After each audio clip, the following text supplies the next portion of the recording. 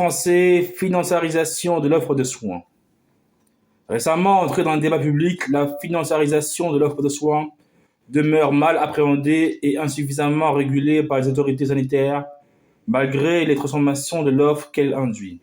Au terme de 9 mois de travaux, la Commission des affaires sociales formule 18 propositions visant à mieux maîtriser le phénomène, à limiter ses conséquences indésirables et à protéger l'indépendance des professionnels de santé. Le retard des pouvoirs publics face à un phénomène en progression. L'hospitalisation privée et la biologie médicale, des secteurs concentrés et financiarisés. La financiarisation du secteur hospitalier privé lucratif, qui se manifeste par l'intervention de fonds d'investissement dans le capital des groupes, connaît une progression rapide depuis les années 2000 et appuie le processus de concentration des cliniques privées.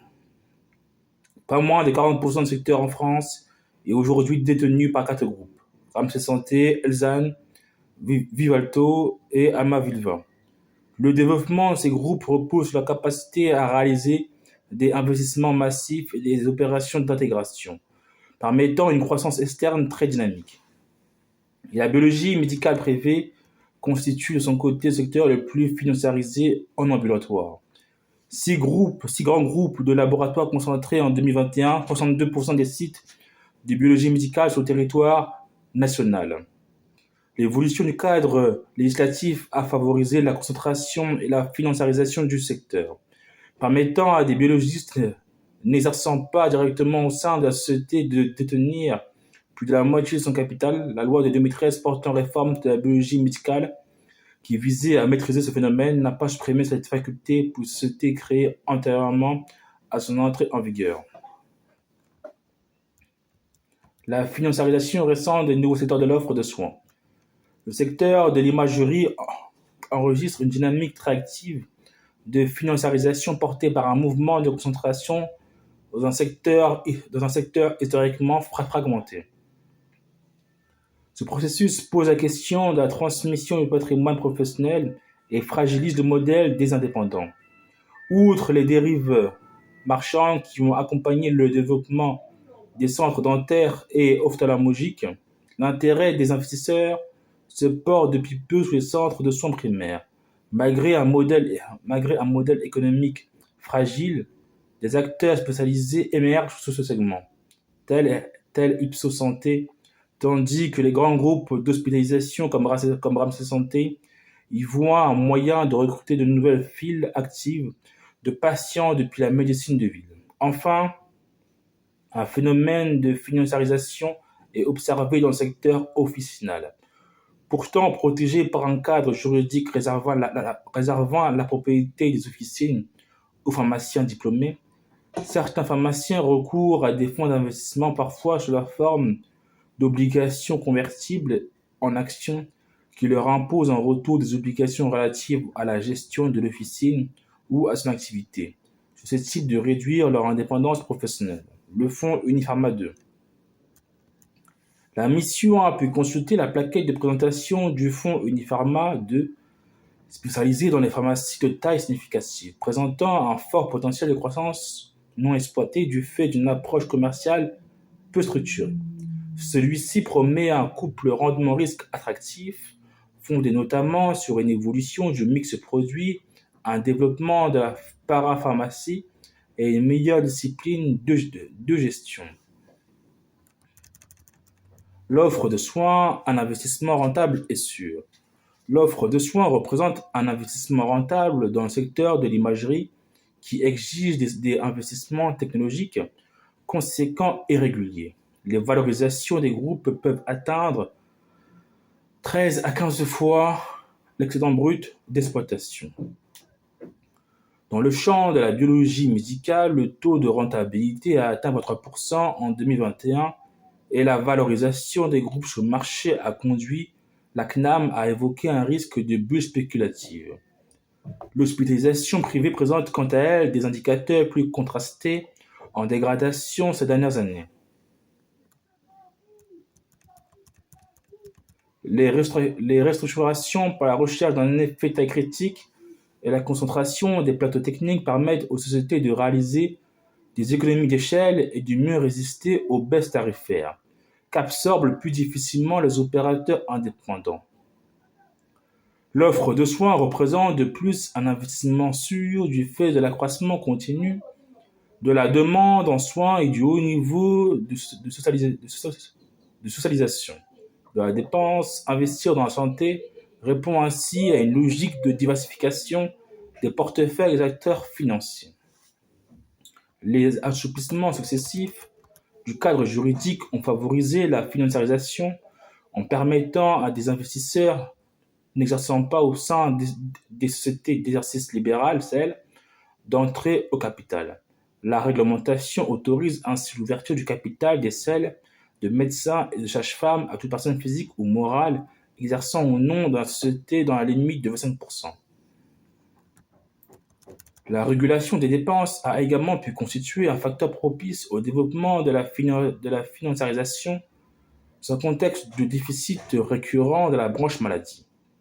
Dans la biologie médicale, des protocoles d'accords successifs ont permis, par une régulation couplée des prix et des volumes, de contenir la croissance annuelle des dépenses à 0,9% entre 2014 et 2021.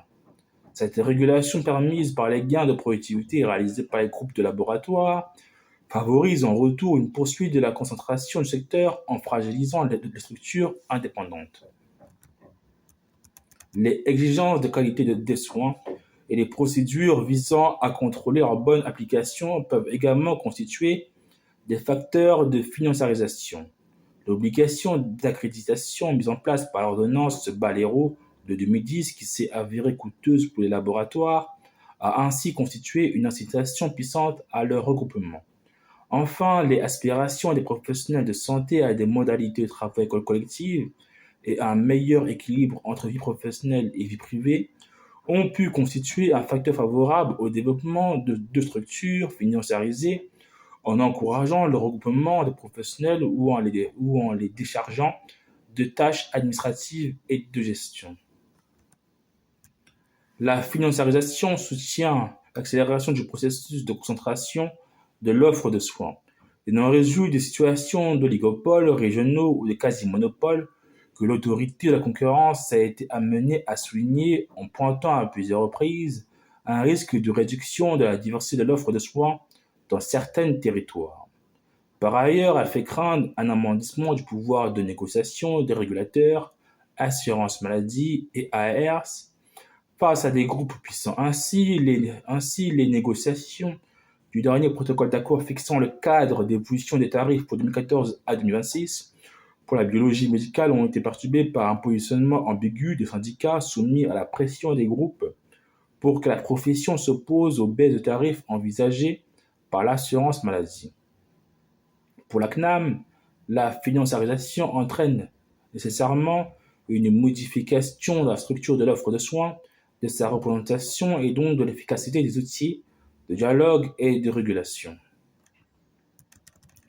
La financiarisation conduit donc à s'interroger sur la capacité des autorités de tutelle à contrôler le développement d'une offre financiarisée dans le respect des critères d'accessibilité, de qualité et de pertinence des soins et à récupérer une partie des gains de productivité générés.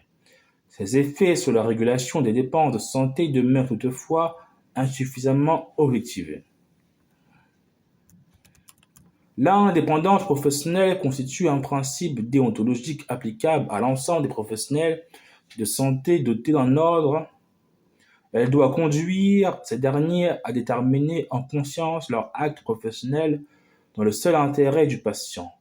L'exercice au sein des sociétés de professionnels de santé ne doit pas avoir pour conséquence de priver ces derniers de leur indépendance professionnelle. Afin que le respect de cet interdit puisse être contrôlé, les statuts de la société comme les conventions relatives à son fonctionnement doivent être communiqués aux ordres professionnels concernés.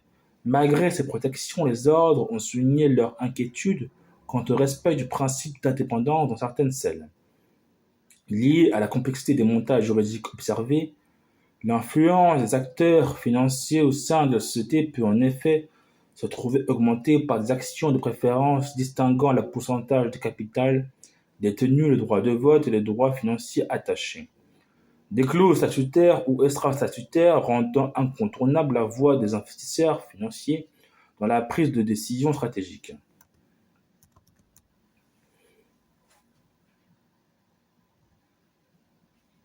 Exemple de clause renforçant l'influence des acteurs financiers dans les selles.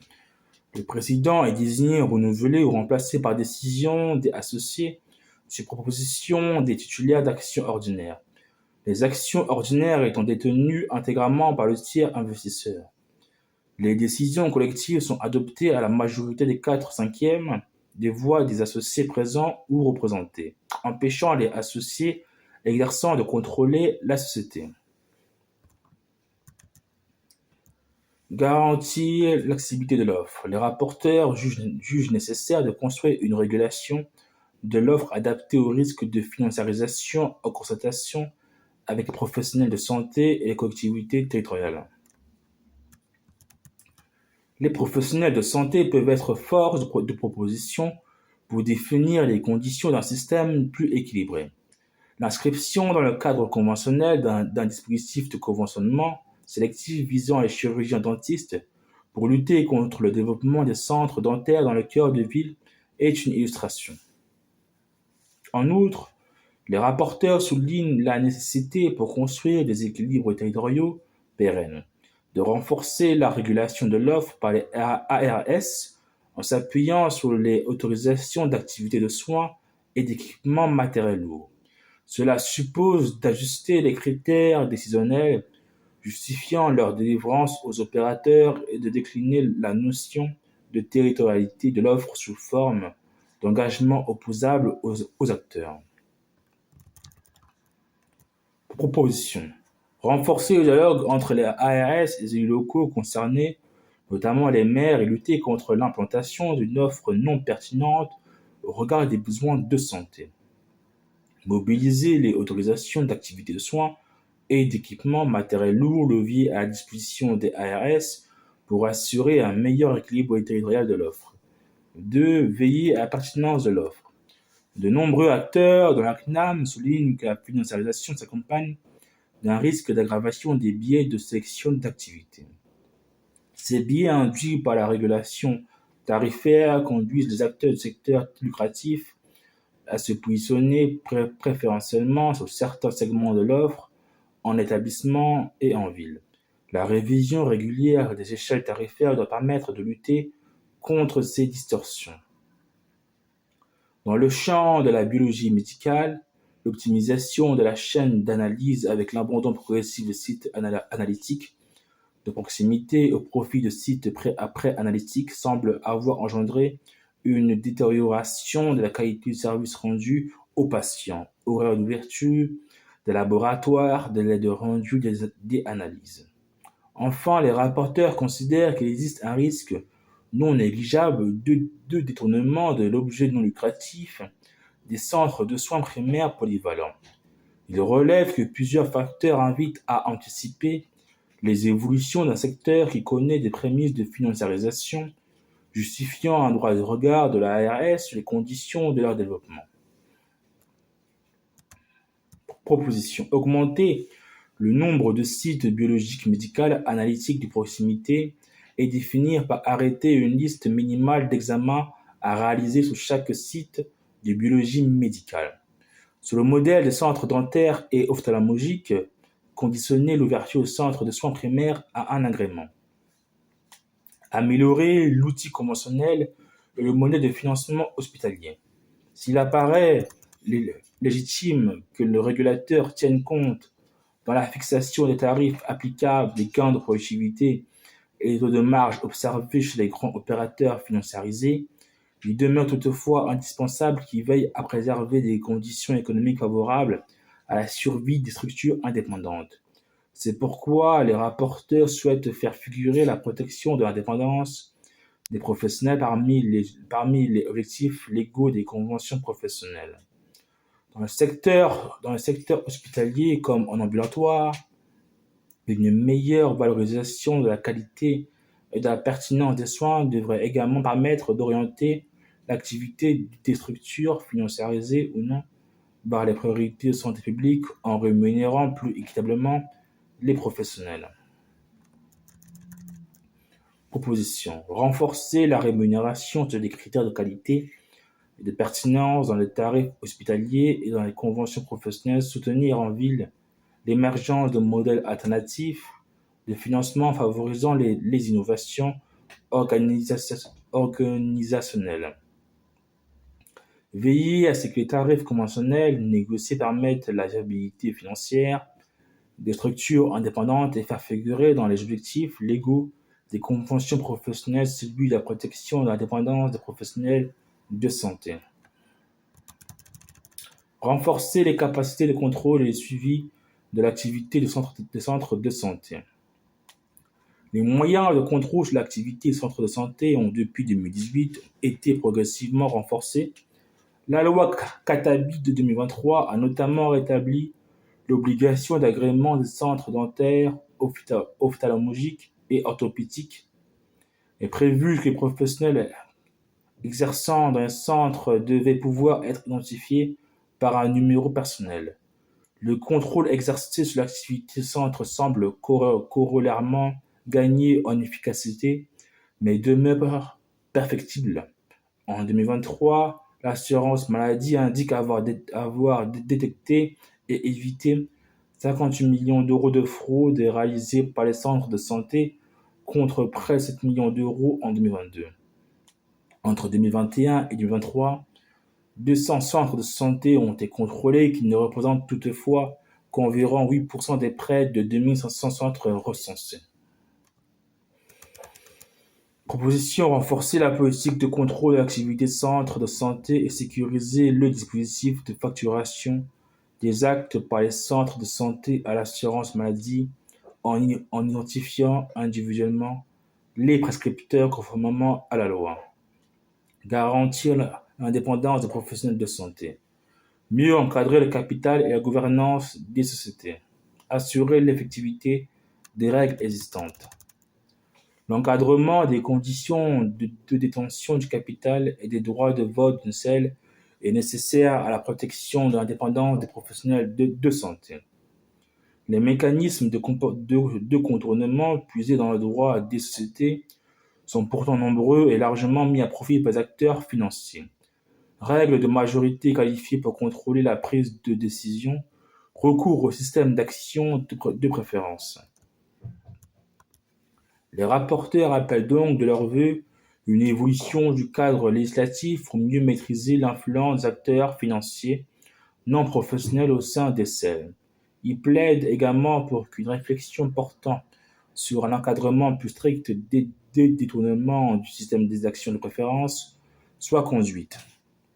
De telles dispositions prolongeraient utilement l'ordonnance du 8 février 2023, entre en vigueur le 1er septembre 2024. Proposition. Compléter les dispositions législatives et réglementaires encadrant la détention des droits sociaux et des droits de vote au sein des SL pour mieux protéger le pouvoir décisionnel des professionnels de santé. Mettre fin au détournement du système des actions préférences appliquées aux SL professionnels de santé. Le rapporteur constate que la financiarisation comporte un risque de volatilité des capitaux et fait peser sur les offreurs de soins la menace d'un retrait des investisseurs. Le recours à des capitaux extérieurs pour concourir au financement du système de santé doit s'inscrire dans un cadre qui présente des garanties de durabilité et ou de réinvestissement. Un encadrement législatif plus strict permettrait en outre d'éviter les phénomènes de bulles spéculatives qui peuvent se manifester sur des marchés à forte croissance. L'objectif n'est donc pas de décourager les investissements, mais de les inscrire dans un cadre régulé et déontologique. Proposition. Empêcher les investissements purement spéculatifs et prévenir le retrait non anticipé des capitaux, par exemple en fixant une durée minimale d'investissement capital décès.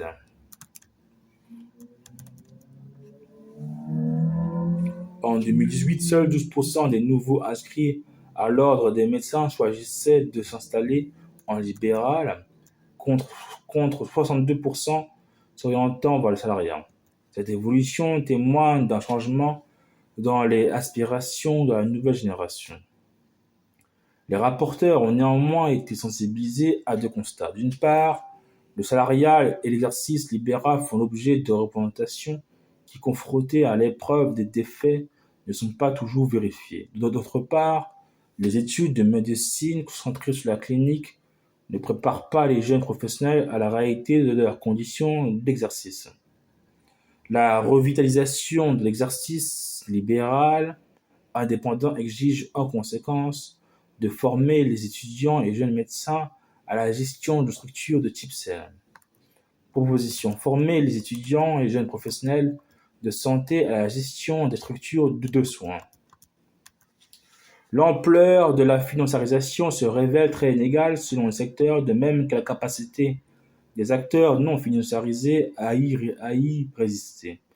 Dans ce contexte, les rapporteurs insistent sur la nécessité de consolider une offre indépendante attachée à la proximité entre la gouvernance des structures de santé et leur territoire d'implantation. Ils relèvent notamment que le modèle des cliniques indépendantes, loin d'être isolé, résiste à la financiarisation et défend une gouvernance locale ancrée dans les territoires.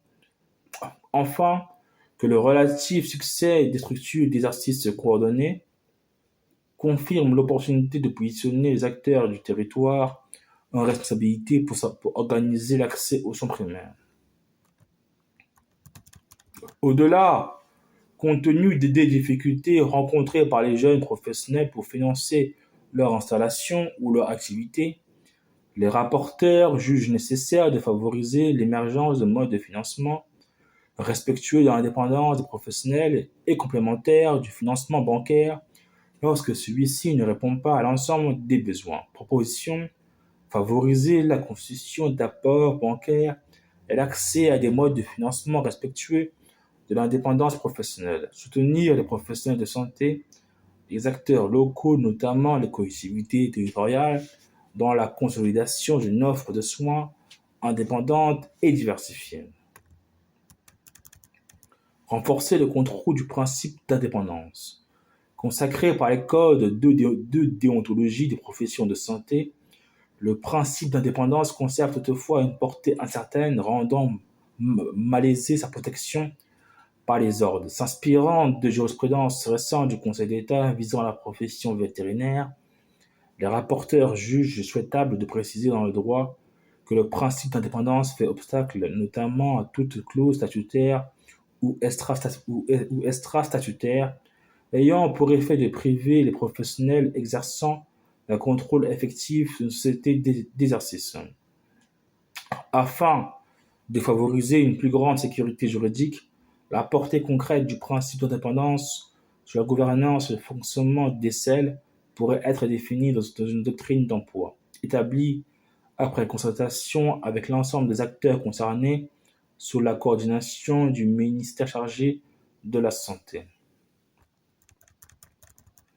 Proposition: renforcer le contrôle ordinal et juridictionnel en consacrant dans la loi la notion de contrôle effectif sur les sociétés des professionnels y exerçant, préciser la portée du principe d'indépendance sur les conditions de gouvernance des structures de soins, établir avec les ordres, les sociétés et les syndicats de professionnels de santé une doctrine claire concernant les modalités de fonctionnement des SEL pour s'assurer que les professionnels exerçant disposent du contrôle effectif des sociétés d'exercice. Renforcer le contrôle ordinal et juridictionnel du principe d'indépendance. Afin de permettre un contrôle effectif du respect du principe d'indépendance, la liste des documents devant être transmis aux ordres par les SEL doit être complétée et adaptée au montage constaté. Les rapporteurs jugent également souhaitable d'interdire toute clause contractuelle soumettant la transmission de documents à une autorisation préalable de la société ou de l'investisseur minoritaire. Surtout, les rapporteurs constatent qu'il est difficile aux ordres professionnels et plus encore à chacun de leurs conseils départementaux de développer un niveau d'expertise suffisant pour prétendre analyser l'ensemble des pièces transmises et des montages sous-jacents. Ils proposent en conséquence la constitution de cellules d'appui au niveau régional, croissant les expertises ministérielles et appuyant les ordres dans leur travail de contrôle. Proposition. Adapter le périmètre des documents devant être transmis aux ordres à l'issue d'une concertation, interdire toute clause soumettant la transmission de documents contractuels aux ordres professionnels à l'accord préalable de l'investisseur. Constituer des cellules régionales d'appui aux ordres professionnels pour l'examen des statuts des CEL, croissant les compétences des DRFIP, des DRED et des ARS.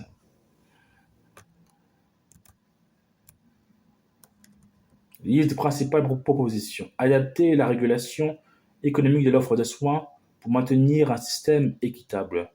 Proposition 1. Favoriser la constitution d'accords bancaires et l'accès à des modes de financement respectueux de l'indépendance professionnelle sur le modèle des services offerts par la Caisse d'assurance vieillesse des pharmaciens, les syndicats représentatifs des pharmaciens d'officine ou les grossistes répartiteurs. Position 2. Renforcer la rémunération sur des critères de qualité et de pertinence dans les tarifs hospitaliers et dans les conventions professionnelles. Soutenir en ville l'émergence de modèles alternatifs de financement favorisant les innovations organisationnelles et le travail en équipe. Proposition 4. Veiller à ce que les tarifs conventionnels négociés permettent la viabilité financière des structures indépendantes et faire figurer dans les objectifs légaux des conventions professionnelles celui de la protection de l'indépendance des professionnels de santé. Proposition 5. Renforcer la politique de contrôle de l'activité des centres de santé, sécuriser le dispositif de facturation des actes par les centres de santé à l'assurance maladie en identifiant individuellement les prescripteurs conformément à la loi. Maîtriser les conséquences de la financiarisation sur l'organisation territoriale de l'offre de soins. Proposition 6. Renforcer le dialogue entre les agences régionales de santé, ARS, et les élus locaux concernés, notamment les maires, et lutter contre l'implantation d'une offre non pertinente au regard des besoins de santé. Proposition 7. Mobiliser les autorisations d'activités de soins et d'équipements matériels lourds leviers à la disposition des ARS pour assurer un meilleur équilibre territorial de l'offre de soins. Dans le secteur de la biologie médicale, assurer une application effective des règles de territorialité de l'offre. Proposition 8. Réviser régulièrement les tarifs hospitaliers et conventionnels pour lutter contre les effets de sélection engendrant des déséquilibres de l'offre de soins. Proposition 9. Augmenter le nombre de sites de biologie médicale analytique de proximité et définir par arrêté une liste minimale d'examens à réaliser sur chaque site de biologie médicale. Proposition 10. Sur le modèle des centres dentaires et ophtalmologiques, conditionner l'ouverture des centres de soins primaires à un agrément. Garantir l'indépendance des professionnels de santé et protéger leurs conditions d'exercice. Proposition 11. Compléter les dispositions législatives et réglementaires encadrant la détention des droits sociaux et des droits de vote au sein des sociétés d'exercice libéral, pour mieux protéger le pouvoir décisionnel des professionnels de santé. Proposition 12. Mettre fin au détournement du système des actions de préférence appliquées aux des professions de santé. Proposition 13. Empêcher les investissements purement spéculatifs et prévenir le retrait non anticipé des capitaux, par exemple en fixant une durée minimale d'investissement dans le capital de celle. Proposition 14. Former les étudiants et jeunes professionnels de santé à la gestion des structures de soins. Proposition 15. Soutenir les professionnels de santé et les acteurs locaux, notamment les collectivités territoriales, dans la consolidation d'une offre de soins indépendante et diversifiée.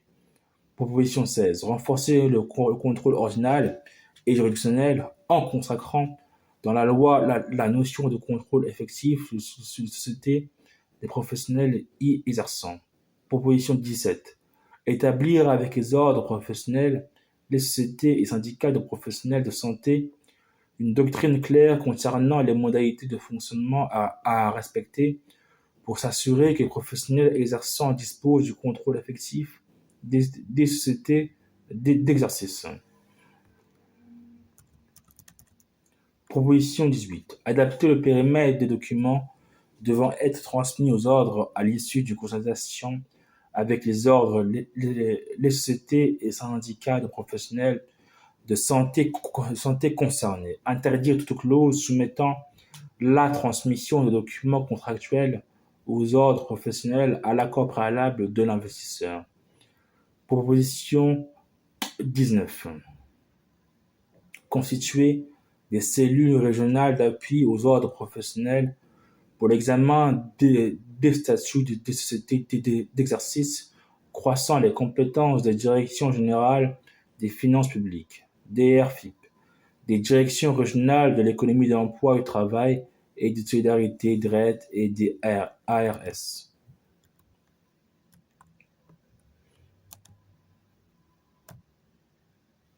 La financiarisation de l'offre de soins, un enjeu nouveau dans le débat public. La financiarisation du système de santé est devenue un objet de débat public et un sujet d'attention des décideurs politiques. L'accélération des opérations de consolidation financière et capitalistique dans lesquelles sont engagés les opérateurs de soins est en effet porteuse d'enjeux multiples et complexes pour le système de santé, dont les autorités publiques commencent seulement à s'en emparer. Souvent associée à la marchandisation de la santé et à la privatisation du secteur, la financiarisation se distingue pourtant de chacune de ces notions. Elle désigne un processus par lequel les acteurs privés capables d'investir de manière significative, qui ne sont pas directement professionnels de santé, entrent dans le secteur des soins avec comme finalité première de rémunérer l'investissement consenti. Dans un contexte budgétaire contraint où le poids de la dépense de santé ne cesse d'augmenter, la financiarisation peut apparaître comme une réponse nouvelle aux besoins d'investissement et de financement du système de santé.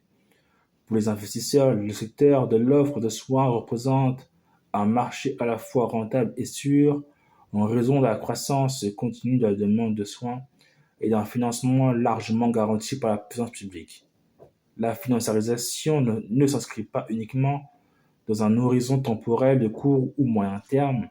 La diversification des stratégies d'investissement pouvant conduire à poursuivre, y compris des objectifs de long terme.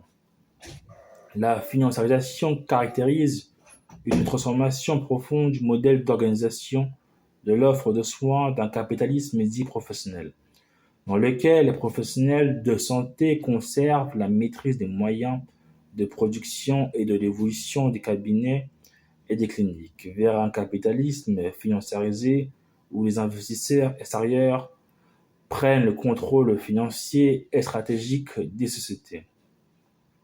La financiarisation caractérise ainsi un transfert progressif de la propriété des moyens de production du soin à des acteurs financiers non professionnels qui acquièrent une influence grandissante dans la gouvernance des structures de soins. Elle s'appuie par ailleurs sur un mouvement de concentration de l'offre particulièrement avancé dans le secteur de l'hospitalisation privée à but lucratif, mais aussi de manière plus récente dans celui de la biologie médicale de ville. Mesurée à l'aune des investissements financiers réalisés ces dernières années, la progression du phénomène est une réalité indéniable. L'accélération des opérations de fusion et acquisition impliquant les acteurs du capital investissement dans le secteur des prestations de soins en France et en Europe est sensible depuis le début des années 2000. En France, entre 2014 et 2023, la santé est le troisième secteur ciblé par le secteur du capital investissement Toute activité confondue avec 18% des montants investis pour un montant total cumulé d'environ 30 milliards d'euros. Derrière l'industrie, 27% des montants investis et le secteur des biens et services de consommation, 22%. Si l'offre de soins ne représente qu'à peine un cinquième du montant des investissements dans le secteur de la santé contre près des deux tiers dans les sous-secteurs du matériel médical, des produits pharmaceutiques et des biotechnologies, segments d'activité plus rémunérateurs, la dynamique constatée témoigne de l'intérêt croissant des investisseurs. D'abord, concentrés sur les cliniques privées et les établissements médico-sociaux, la financiarisation s'étend désormais en ville à de nouveaux champs de l'offre et renforce son emprise dans des secteurs qui présentent des perspectives de rentabilité élevées. Le poids des investissements dans les laboratoires de biologie médicale s'est ainsi nettement renforcé à compter de 2018, ainsi que plus récemment dans les cabinets spécialisés et notamment les cabinets d'imagerie et centres de soins dentaires. Le thème de la financiarisation de l'offre de soins tend à véhiculer des représentations idéologiques et des a priori souvent péjoratifs.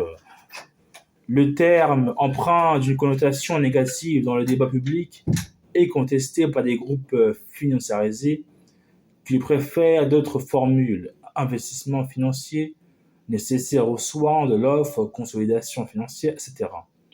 La pénétration du secteur de la santé par des logiques financières s'accompagne d'un vocabulaire technique et de dispositifs juridiques et financiers relevant du droit des sociétés auxquelles les professionnels de santé et les autorités de régulation du champ sanitaire sont peu accoutumés. Complexe et protéiforme, la financiarisation demeure mal appréhendée et suscite des craintes d'autant plus fortes que le phénomène semble échapper à toute supervision et à tout contrôle. Le risque d'une ingénierie non régulée d'intérêts financiers déconnectés des enjeux de santé publique a par exemple conduit le Conseil national de l'ordre des médecins CNOM à prendre une position forte appelant à l'arrêt total du processus de financiarisation. Plus largement, des voix s'élèvent dans la sphère médiatique pour dénoncer un risque de socialisation des risques et de privatisation des profits, tout en soulignant les risques qu'elle induit.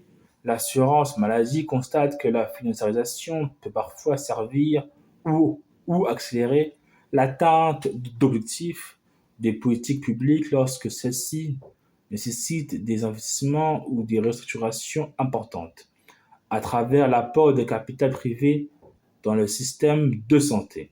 Dans ce cas, qui n'est pas nécessairement le plus fréquent, si l'objectif final des acteurs financiers demeure la rémunération du capital investi, il peut être aligné de manière temporaire ou durable avec ces objectifs des politiques publiques et constituer un levier pour ces derniers.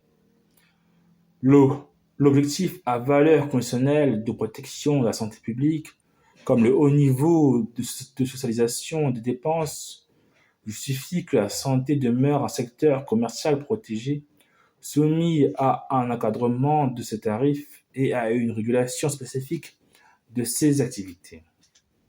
Or, la financiarisation induit aujourd'hui des transformations profondes du paysage de l'offre de soins que les autorités sanitaires ne semblent pas en capacité de réguler.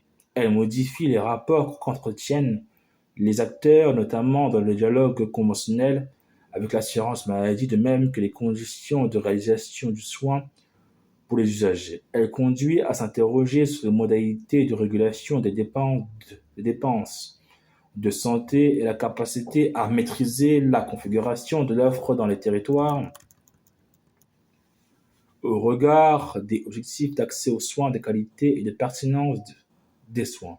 La financiarisation vient ainsi percuter le principe d'indépendance des professionnels et l'équilibre de la gouvernance du système de santé. Compte tenu de ces enjeux, la présente mission s'est attachée à dresser le bilan d'un phénomène qui s'étend et se renforce mais revêt des formes hétérogènes selon le secteur de l'offre concerné. Elle a examiné la diversité des déterminants qui contribuent à soutenir le phénomène de financiarisation émanant tant des acteurs financiers que des régulateurs et des professionnels de santé. Enfin, elle s'est efforcée d'en objectiver les conséquences sur les coûts et l'organisation des soins, d'une part, sur les conditions d'exercice de prise en charge des patients, d'autre part.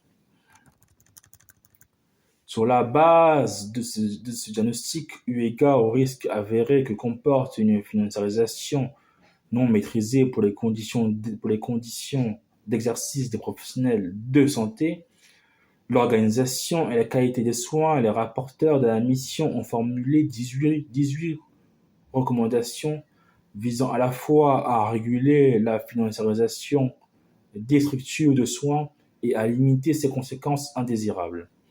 Ils jugent nécessaire la définition d'un cadre permettant de garantir la primauté des objectifs de santé publique sous les enjeux financiers.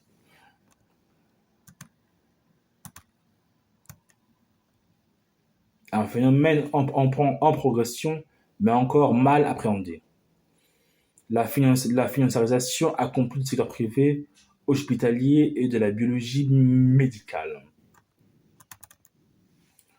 Le secteur privé hospitalier, une financiarisation ancienne. Dans le champ sanitaire, le secteur de l'hospitalisation privée à but lucratif a été l'un des premiers concernés par la financiarisation. Si l'on constate une pénétration du marché des établissements privés de santé et médico-sociaux par des capitaux financiers des années 1990, la financiarisation du secteur hospitalier privé en France se développe véritablement au cours des années 2000. Elle se manifeste par l'intervention de fonds d'investissement dans le capital de groupes et par la réalisation d'opérations de fusion-acquisition servant des stratégies de croissance externe. Ce nouveau modèle de financement a progressivement imprégné le secteur en parallèle du processus de concentration des cliniques au sein des grands groupes privés, modifiant profondément le paysage de l'offre sanitaire privée. 4 groupes concentrent aujourd'hui une part prépondérante du marché français de l'hospitalisation privée à but lucratif. Ramsay Santé, Elsan, Vivalto et Amal Viva détiennent ainsi pas moins de 40% de l'offre du secteur, qui représente lui-même 25% du capacitaire des établissements de santé. La construction du groupe Ramsay Santé illustre ce mouvement au travers d'une succession d'opérations d'acquisition. Dès 1997, la Compagnie générale de santé, qui compte alors 98 établissements en France, est vendue par la Générale des Eaux au fonds d'investissement britannique Saint-Venn, spécialisé dans le rachat de sociétés. En parallèle, l'alliance de 2 investisseurs partenaires, Ramsay Health Care et le Crédit Agricole, conduit en 2010 à l'émergence du groupe Ramsay Santé, qui s'impose dès 2014 comme le leader de l'hospitalisation privée en France grâce au rachat de la Générale de Santé. 4 ans plus tard, il devient le premier opérateur du secteur en Europe grâce au rachat du groupe Capio présent sur le territoire français depuis 2006 et dans plusieurs pays européens. Suivant une logique d'implantation territoriale favorisant la concentration géographique des établissements et la structuration des filières de soins complètes, Ramsay Santé abandonne progressivement certains pans d'activité tels que les laboratoires de biologie médicale ou les services à domicile pour se recentrer dans le champ de l'hospitalisation en médecine, chirurgie et obstétrique, en soins médicaux et de réadaptation, en imagerie et en santé mentale. Aujourd'hui, le groupe entend poursuivre son développement en investissant dans un centre de santé identifiés comme de nouveaux relais de croissance, En amont de l'hospitalisation, à l'instar d'autres grands groupes d'hospitalisation à but lucratif comme Vivalto, Ramsay Santé suit également une stratégie d'internalisation, non, d'internationalisation, en étant présent dans 5 pays: France, Italie, Suède, Norvège, Danemark. En France, il est principalement implanté en Île-de-France, dans la région lilloise autour des métropoles de Lyon, Marseille, Toulouse et dans les Pyrénées-Atlantiques. Ramsay Santé, Esan, Vivalto et Amaviva comptent parmi leurs principaux actionnaires des fonds d'investissement privés. Mais loin de constituer un bloc monolithique, ils affichent des modèles économiques et des structures actionnariales différents.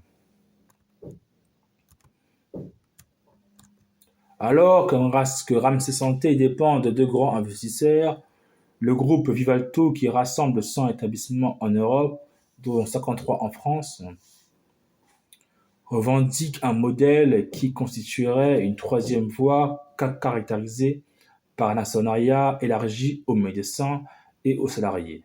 Un tiers des praticiens en exercice sont en effet actionnaires du groupe aux côtés de Vivalto, partenaire société de gestion créée en 2021 par le fondateur du groupe qui se positionne comme actionnaire majoritaire. La société dispose, avec un panel d'autres investisseurs, MaxCF, Crédit Mutuel, Arkea Capital, BNP Paribas Développement, le Crédit Agricole, Mubadala Capital, Bpifrance, IK Partenaires et EFIN, de 68% des parts du groupe. Comme son homologue, Ramsay Santé, Vivalto se développe à l'international à compter de 2022 par l'acquisition de structures de santé en Suisse, au Portugal, en Espagne, en Slovaquie et en Tchéquie. Le développement de son implantation européenne lui a permis de doubler le montant de son chiffre d'affaires. Présentation du groupe Ramsay.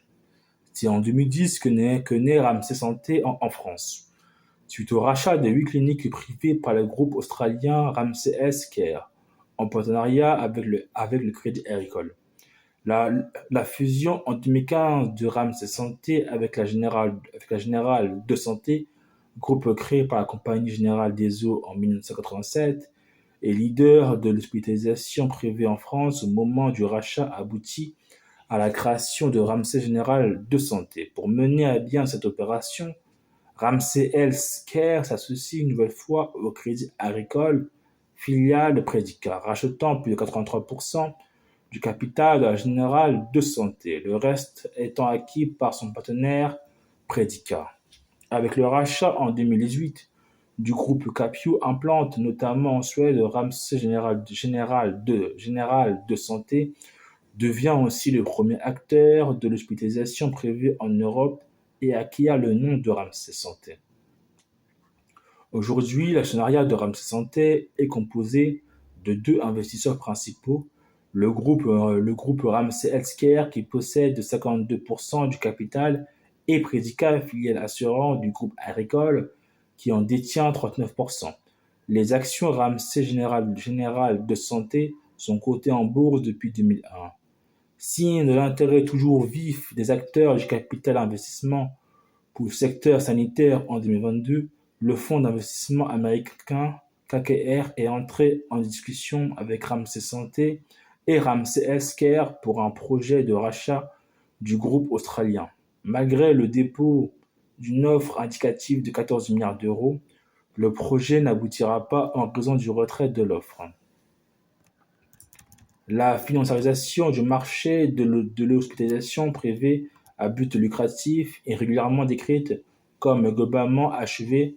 Pourtant, les mouvements observés ces dernières années témoignent d'une accélération des opérations de rachat et de fusion-acquisition, notamment par effet de levier ou de leverage buyout (LBO), qui indique une poursuite de la concentration de l'offre soutenue par la financiarisation.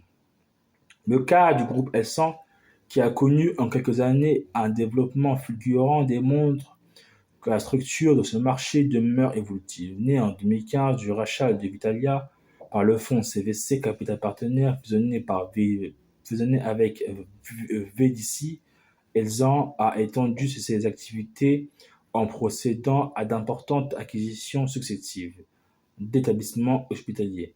Grâce au rachat en 2017 de Medipol Partenaire, troisième groupe privé de cliniques en France, il devient le deuxième groupe d'hospitalisation privée à but lucratif en France. Il acquiert ensuite Hexagone Santé Méditerranée en 2020, puis C2S en 2021, groupe de 17 établissements comptant 2300 lits, racheté au fonds Eurasio pour 400 millions d'euros. Ce développement accélère s'appuie sur une pluralité d'investisseurs financiers, en particulier KKR, entrée au capital des ans en décembre 2020, mais aussi Tétis Invest, CVC Capital, partenaire Ardian, Merieux Equity Partenaire, CNP Assurance et aussi AXA. En définitive, la réussite de ces groupes repose à la fois sur leur capacité à réaliser des investissements massifs qui autorisent une croissance externe très dynamique et sur un processus d'intégration à des entités plus larges qui permet de dégager des économies d'échelle en mutualisant les coûts, mise en commun des services supports, massification des achats, etc. Ces stratégies conduisent in fine à restructurer l'offre de soins sur un territoire pour créer des filières de soins complètes en favorisant les regroupements. L'examen des acquisitions du groupe Elsan par l'autorité de la concurrence, les prises de contrôle successives d'Hexagone Santé Méditerranée en 2020, puis du groupe C2S en 2021 par Elsan ont été examinées par l'autorité de la concurrence au titre du contrôle des opérations de concentration sur un marché. S'agissant du rachat d'Hexagone Santé Méditerranée, l'autorité de la concurrence a relevé que l'opération faisait peser plusieurs risques sur la structuration de l'offre de soins locale, notamment celui d'un appauvrissement potentiel en cas de transfert d'activité entre sites ainsi que d'une dépendance de praticiens libéraux à l'égard d'Elsan pour la mise à disposition d'infrastructures nécessaires à la réalisation de leur activité. Sur la base de ces observations, l'autorité de la concurrence a pris acte du dépôt par le groupe Elsan d'une série d'engagements de nature à prévenir la réalisation de ces risques et à sécuriser l'opération, estimant que la proposition d'engagement Elsan constitue d'un engagement structurel renforcé par plusieurs engagements comportementaux, permet en l'espèce de répondre efficacement aux différents problèmes de concurrence identifiés. Elle a autorisé l'opération sur réserve de ces engagements. Des engagements de ce type n'ont rien de nouveau, ils sont même régulièrement formulés par les acteurs pour pouvoir finaliser de telles opérations. Déjà, dans une précédente décision, l'autorité de la concurrence avait subordonné l'autorisation de rachat du groupe Medipol Partenaire par Elsan à une pluralité d'engagements de la part de l'acquéreur. Considérant que cette opération était susceptible de réduire la liberté de choix des patients et la qualité de l'offre de soins disponible sur certains territoires. En revanche, la prise de contrôle du groupe C2S par Elsan n'a pas été considérée comme une opération susceptible de porter atteinte à la concurrence. Elle a donc été autorisée sans réserve par l'autorité de concurrence. La biologie médicale, une concentration de l'offre autour de quelques groupes financiarisés. En ville, la biologie médicale constitue sans doute le secteur le plus nettement financiarisé. Cette spécialité accessible aux étudiants en médecine comme aux étudiants en pharmacie apparaît essentielle au diagnostic et au suivi des patients. Environ 70% des décisions médicales seraient ainsi prises à partir des résultats d'examens de biologie médicale. Un examen de biologie médicale se déroule en 3 phases: pré-analytique, prélèvement, transport et conservation de l'échantillon, recueil de données cliniques, analytiques, obtention d'un résultat d'analyse et post-analytique, validation, interprétation et communication du résultat. Il doit être réalisé par un biologiste médical ou pour certaines phases sous sa responsabilité. Sous le fondement d'une prescription ou sans prise en charge à la demande du patient, les examens de biologie médicale sont réalisés dans un laboratoire de biologie médicale, LBM, qui peut lui-même être implanté sur un ou plusieurs sites. Principales règles encadrant l'organisation et l'implantation des LBM. L'exploitation et l'organisation des LBM. Un LBM privé ne peut être exploité qu'en nom propre sous la forme d'un organisme à but non lucratif, d'une société civile professionnelle, d'une société d'exercice libéral ou d'une société coopérative. Lorsqu'au moins un médecin ou un pharmacien biologiste détient une fraction du capital social de la société, cette dernière doit être inscrite au tableau de l'ordre de la profession concernée. Un LBM est dirigé par un biologiste médical dénommé biologiste responsable. Lorsque celui-ci est inclus dans un établissement de santé sous forme d'un pôle d'activité ou d'un pôle hospitalo-universitaire, le biologiste responsable est le chef de ce pôle. Lorsqu'il s'agit d'un LBM privé à but lucratif, le biologiste responsable est le représentant légal du laboratoire. Le biologiste responsable ne peut exercer cette fonction que dans un seul LBM.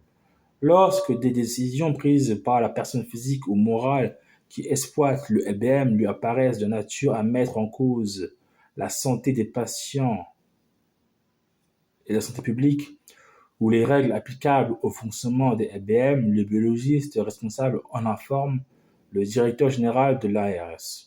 La loi rend obligatoire par ailleurs la présence d'un biologiste sur chaque site. Celui-ci doit être identifiable à tout moment en mesure de répondre aux besoins du site et le cas échéant d'intervenir dans des délais compatibles avec les impératifs de sécurité des patients. Pour assurer le respect de cette obligation, le LBM doit comporter un nombre de biologistes au moins égal au nombre de sites qu'il a créés. L'implantation des LBM. L'ouverture d'un LBM est subordonnée au dépôt préalable d'une déclaration auprès de l'ARS au plus tard 8 mois avant la date prévisionnelle d'ouverture. Celle-ci comprend notamment le volume prévisionnel d'activité pour les 3 premières années de fonctionnement ainsi que le cas échéant un exemplaire des statuts de la société et toute convention relative à son fonctionnement ou au rapport entre associés. Le directeur général de l'ARS peut s'opposer à l'ouverture du LBM ou d'un site lorsqu'elle aurait pour effet de porter dans la zone l'offre d'examen de biologie médicale à un niveau supérieur de 25% à celui des besoins de la population définis par le schéma régional de santé. Il peut par ailleurs s'opposer à une opération d'acquisition, de rachat d'actifs ou de fusion. Pour des motifs tenant au risque d'atteinte à la continuité de l'offre de biologie médicale, lorsque cette opération conduirait à ce que dans la zone la part réalisée par le laboratoire dépasse le seuil de 25% du total des examens de biologie médicale réalisés. Le prélèvement d'un échantillon biologique, enfin, doit être réalisé dans une zone déterminée par l'Agence régionale de santé ARS, sauf dérogation pour des motifs de santé publique. La financiarisation de la biologie médicale se manifeste par la très forte concentration du secteur autour de quelques grands groupes financiarisés. Selon la Caisse nationale d'assurance maladie CNAM, le nombre de structures juridiques a drastiquement diminué dans le secteur, alors que la France en comptait 2625 à la fin de l'année 2009, elle n'était plus que de 377 à la fin de l'année 2021. Cette même année, les 6 plus grands groupes de biologie privés, Biogroup LCD, Cerballiance, Innovi, Sanlab Eurofin et aussi Unilab, concentraient à eux seuls pour 70% des sites de biologie médicale recensés sur le territoire national. La CNAM relève que ce mouvement de concentration est observé dans notre pays européen. Les 5 plus grandes structures détiendraient ainsi environ 45% des parts de marché en Allemagne et 75% au Portugal. La construction des grands groupes de biologie privée. L'exemple d'Eurofin.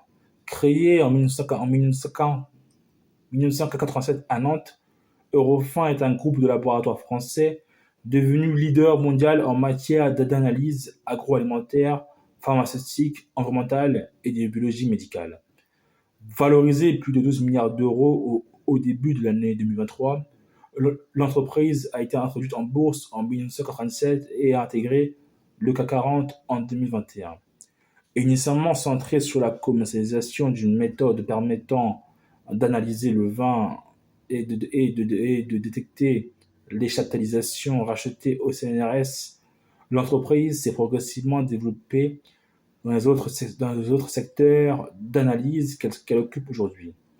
Dans le domaine de la biologie médicale, le groupe compte aujourd'hui 280 laboratoires, comprenant 284 sites de prélèvement et 40 sites d'analyse, ainsi que 321 biologistes. Ces données le situent à la 5e place des groupes de laboratoires français. Les laboratoires du groupe sont exploités sous la forme de celles dont 50% du capital au moins appartient à des biologistes. Vive la France!